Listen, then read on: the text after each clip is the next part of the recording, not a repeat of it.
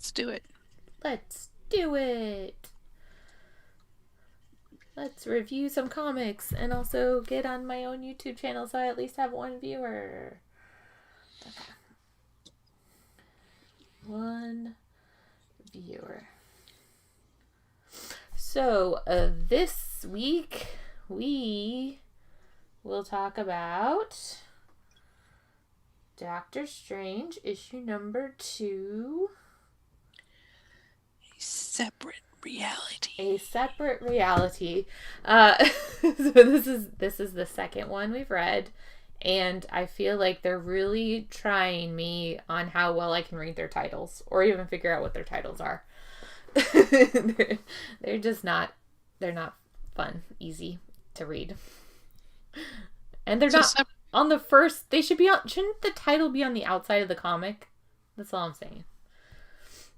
Yeah, well, not only that, but on the cover of the comic, it says Doctor Strange versus the Dynamic Defenders in a world he never made. Like, what? Yes. What? I feel like for a lot of this comic, I was also like, what? Like, I had to go back and reread and like. I read it twice, at least twice. Yes. So we joined Doctor. Well, okay. So it starts out with Doctor Strange being killed by the Silver Dagger, and he plops his head into Clea's cell, which I found absolutely hilarious. I don't know why he did that, but that was very funny, in a morbid way, I guess. It's funny that they put it into like different panels. And the way it thump. Yeah. Here's your boyfriend's head. There you go. That's the way to convince her to your side. Sure. Oh, yeah. He still thinks Strange is a demon and that magic is blasphemous or something. And he will cleanse Clea of her witch beliefs. So he kills Doctor Strange, but he's like gonna brainwash her into... I don't know. Weird. Silver Dagger uses the Eye of Agamotto to see that Strange is still alive in the orb, and he's a little upset about that. Yeah. Maybe this character has other background. Like, maybe he's, like, what do you call it? Like, people that are against things. Like, he's against magic or something. Yeah, but why is he sitting on a chair with skull heads as armrests? Yeah, he's confusing as a character. Yeah. So Doctor Strange is trying to figure out how to function in unreality and keep control of his mind, which reading that sentence just now made me realize this is probably what people think when they're on drug trips and are like tripping out. They're like, how do I keep control of reality?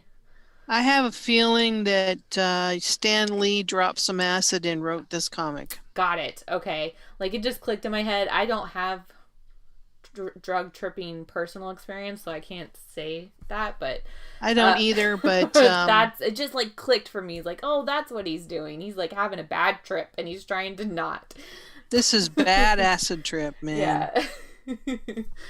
Yeah. So he's trying to control his mind when his astral form gets sucked by the soul sucker, which is like some kind of flying dragon lizard thing. And almost saved by the Silver Surfer that just pops up, but isn't. So Doctor Strange uses his psychic projection to disrupt the flow of the central nervous system of the soul sucker, crashing it to the ground and freeing the other souls.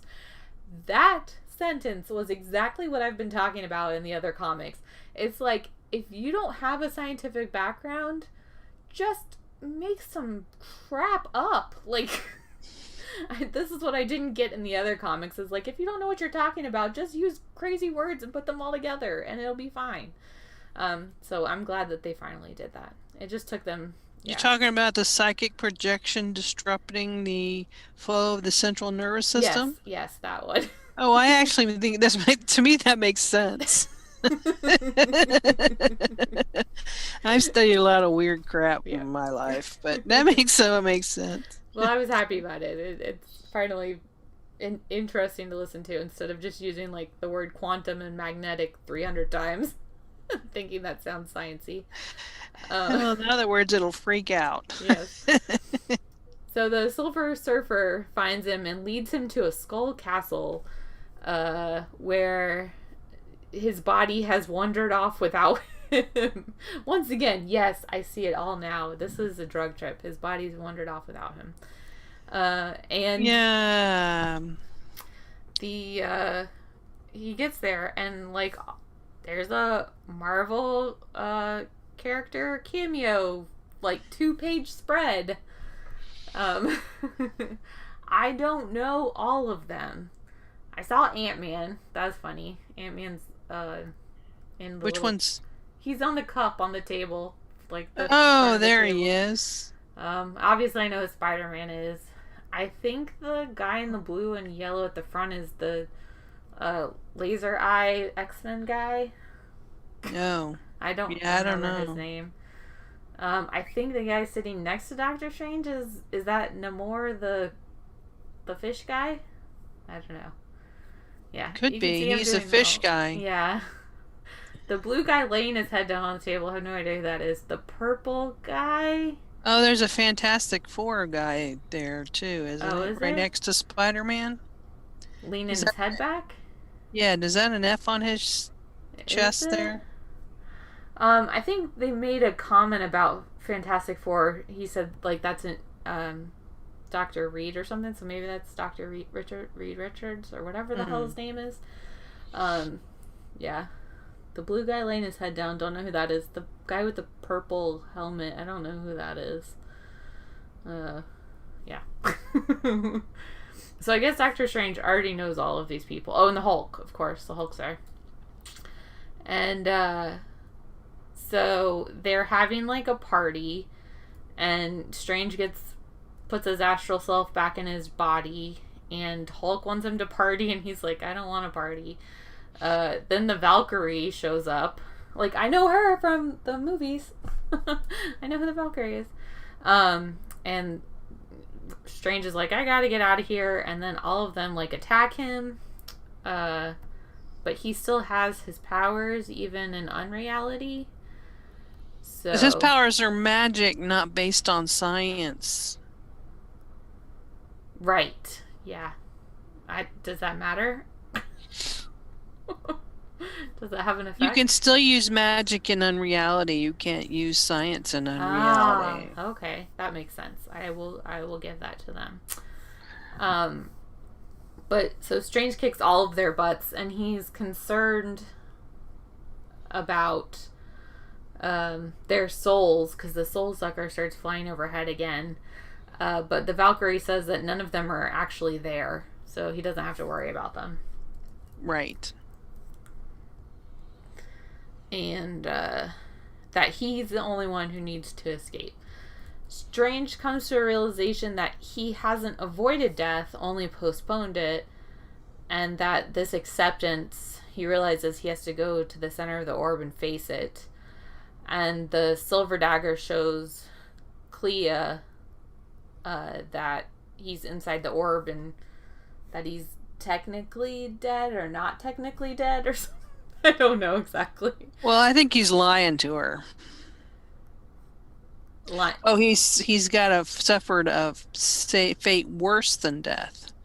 Now he's stuck in the orb, but he's gonna get out. So Yeah. yeah. Well, of course he's gonna get out, right? Because this is number 2, and there's like 80. So, unless he's stuck in the orb for all of time. Yeah. So this once again was better than the earlier ones. Because once again, I feel like they just made some stuff up. Finally, took them long enough, and it was a little hard to follow. But Yeah, that acid trip stuff was like, I don't know what's going on here. The unreality, we're now in the world of unreality, is like, okay. Yeah, I had trouble with that too. I also found it funny that Maybe we should like drink vodka or something Yeah, yeah, and maybe. then read the comic. It's funny, kind of like in the middle of the action, he's like, I'm just gonna sit down and meditate. And then, like, for 3 panels, he's like, I'm just focusing on myself and my being. It's like, okay. Yeah, right. You're in a world with a soul sucker and a caterpillar and the silver surfer. And, like, yeah, just chill out and try to meditate through all that. Okay. Um, I don't know exactly. I mean, I've heard of the Silver Surfer before, but that was back when my son was reading the comics, and Silver Surfer was really big, and that would have been back in the 90s. Yes, I don't know a lot about the silver surfer either. I was like, Um, oh, cool, look who that is, the Silver Surfer. Yeah. Except from the Fantastic Four movie way back when, which I tried to watch when I was rewatching all of the MCU. And it's painful to watch. It's a bad movie. It's not good. Which one? The Fantastic Four with Jessica Alba Oh, and Chris Evans. yeah. It's not good. Not to mention that, like, Jessica Alba's whole thing in that movie is just like her getting married, which I'm pretty sure doesn't pass that Bechtold test for like female characters. So yeah, which, you know what, though, that might be truer to the comics than I give them credit for. They just stayed true to Oh, the comics and didn't update for a modern woman. no, they didn't. Not at all. Not at all. So, what's interesting, so one of the things I did was I went and read the introduction of Doctor Strange when he first becomes, the from the Strange Tales. Okay.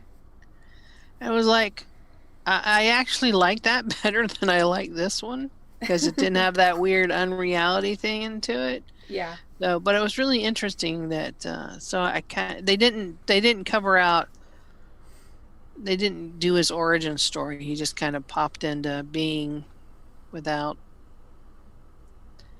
um they didn't have it wasn't an origin the origin story. That was kind of the reason I read it, and they didn't Mm. really talk about his origin. What was his first appearance? What was he doing? It was in Strange Tales, and I'm having trouble navigating because my fingers are retarded. All right, get out of there. Go back to my library. It At was least you have Strange a Tales library. number 110. That was in 1951 he was first introduced. And it was a double feature of Strange Tales. It had the Human Torch and then the second story was about Doctor Strange. He has a mysterious amulet. Mm. So it talks about some of the stuff that he's got there. But what he does is he helps some guy who's having nightmares. Anyway, it was kind of cool. Interesting. Yeah. Yeah. Um. Any other thoughts on this, or do you want to move on to Loki? I don't have any other thoughts on this one. I would kind of like to get out of the The orb. unreality. Yeah, the unreality kind of garbage. But Yeah. Yeah. It's weird. It's also just a weird place to start for, like, this is his series, like his first full standalone series, because the other one was like halfway through the Strange Sales they started calling it Doctor Strange.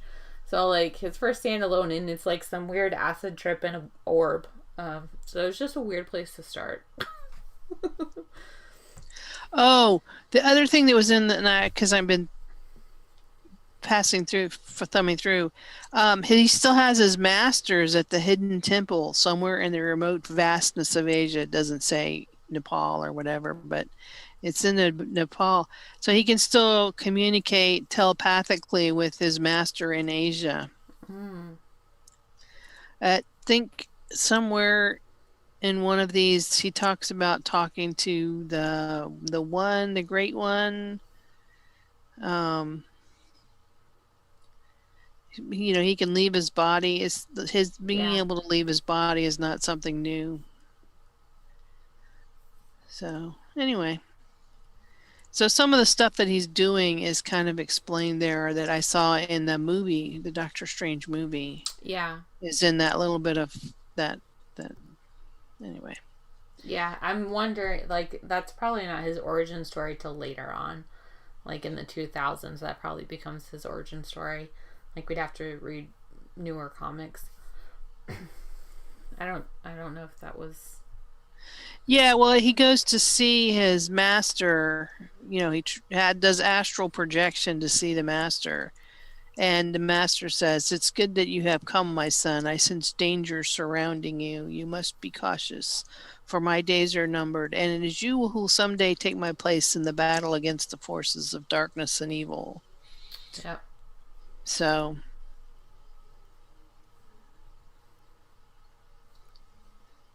so that's kind of like a little bit of it. Anyway, yeah, we can go to Loki. Okay. Yeah. So we'll do the third Doctor Strange Yeah. next week. Hopefully, he'll get out of unreality, and then after that, decide if we want to try to wait it out or go to another comic for July. Help! I'm trapped. I don't know how to get out of what I'm doing. All right. I'm gonna stop, change titles, and then we'll start again. Okay. We'll be right back for the us